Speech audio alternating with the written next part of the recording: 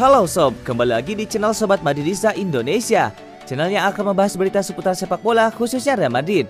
Buat kalian yang baru bergabung, jangan lupa untuk subscribe dan aktifkan loncengnya agar kalian tidak ketinggalan informasi lainnya dari Sobat Madridista Indonesia. Selamat menyaksikan Hala Madrid.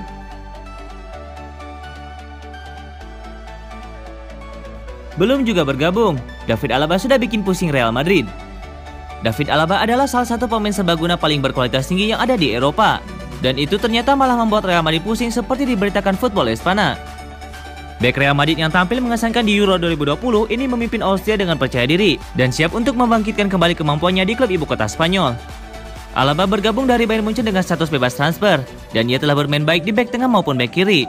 Alaba telah memainkan 100 menit bermain Austria musim panas ini, hingga keluarnya mereka melalui perpanjangan waktu saat dikalahkan Italia di London pada babak 16 besar Euro 2020. Menurut Diario AS, ia menempati urutan ketiga dalam hal perebutan bola sebanyak 33, memenangkan 10 duel dan membuat 3 intersepsi.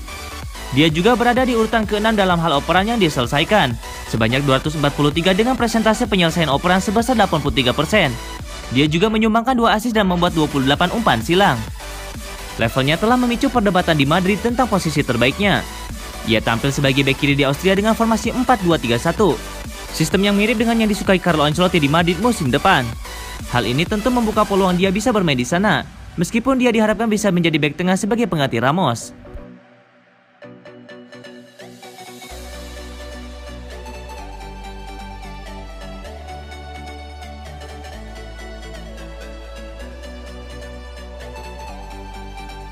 Bermain untuk Real Madrid dan AC Milan, Brahim Diaz malah bingung.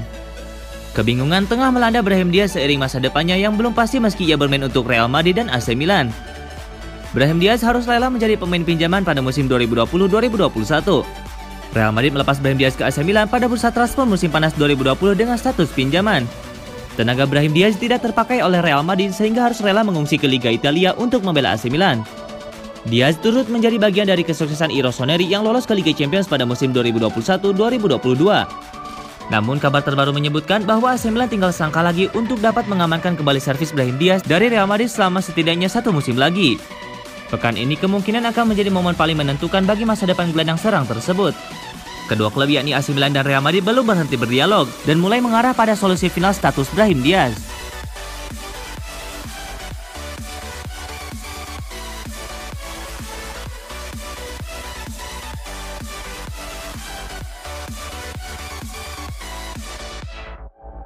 Real Madrid berharap Rafael Varane tetap bertahan.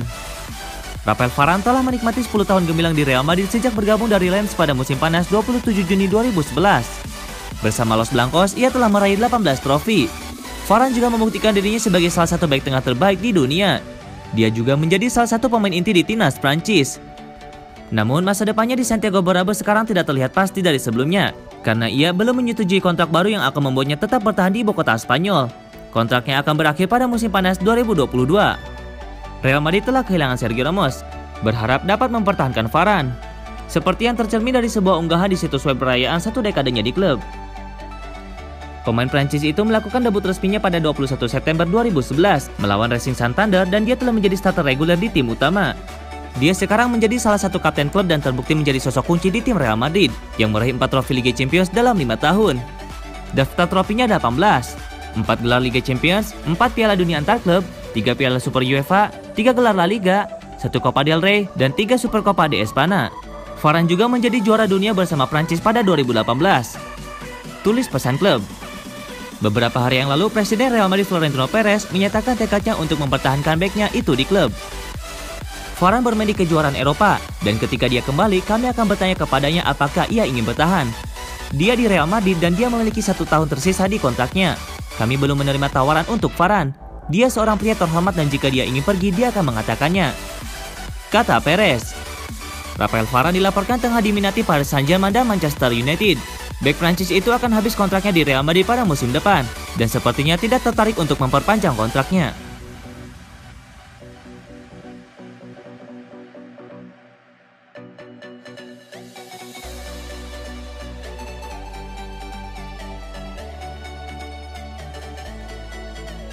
Prancis gugur di Euro 2020. Konspirasi kedatangan Zidane mulai hadir. Zidane diperkirakan akan menggantikan posisi Didier Deschamps sebagai pelatih timnas Prancis. Posisi Deschamps saat ini memang tengah berada di ujung tanduk. Deschamps gagal mengulangi prestasi membawa timnas Prancis menjuarai Piala Dunia 2018. Sang pelatih belum juga bisa menebus kegagalan Prancis pada Euro 2016. Di Euro 2020, langkah tim berjuluk Les Bleus itu malah terhenti pada babak perdelapan final. Prancis tersingkir menyakitkan lewat babak adu penalti dari Swiss dengan skor 4-5. Pada laga yang digelar di National Arena tersebut, kedua tim bermain imbang 3-3 hingga babak perpanjangan waktu. Nasib Deschamps pun menjadi pertaruhan usai Prancis takluk dari tim kuda hitam. Dilansir bolasport.com dari Sky Sport Italia, Zidane kini berada di posisi terdepan untuk menggantikan Deschamps. Hal ini tidak lepas dari pernyataan terbaru Presiden Real Madrid Florentino Perez. Mimpi Zidane adalah melatih timnas Prancis. Saya rasa ia akan bisa mencapainya suatu hari nanti, kata Perez. Zidane memang memutuskan untuk meninggalkan jabatannya sebagai pelatih Real Madrid pada akhir musim 2020-2021. Kini pelatih berkepala pelontos tersebut tengah berstatus tanpa klub. Prancis berada dalam posisi menguntungkan jika bergerak cepat untuk merekrut Zidane. Tentu hal ini bisa terlaksana jika Prancis mengakhiri kesepakatan dengan Deschamps yang kontraknya tersisa hingga 31 Desember 2022.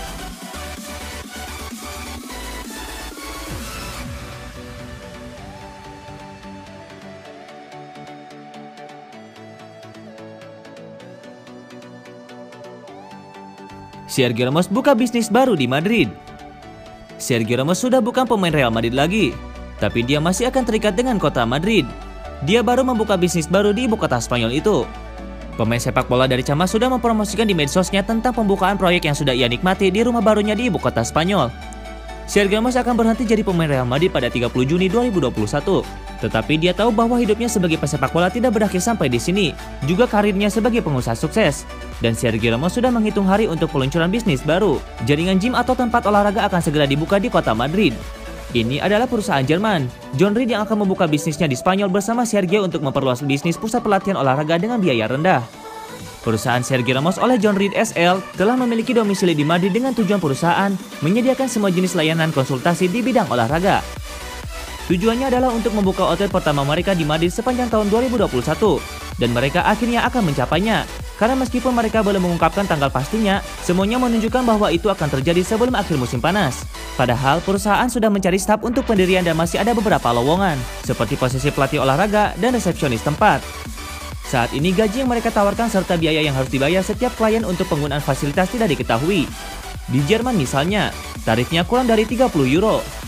Sergio Ramos sudah berbicara tentang proyek ini dalam film dokumenter yang dibintanginya untuk Amazon Prime Video dengan judul Legenda Sergio Ramos.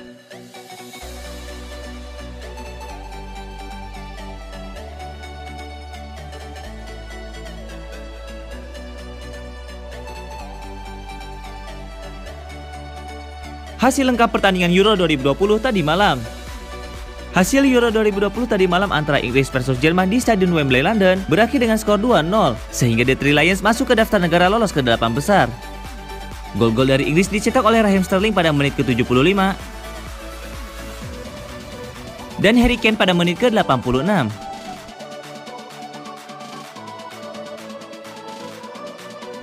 Di laga lain, Ukraina sukses menaklukkan Swedia dengan skor 2-1.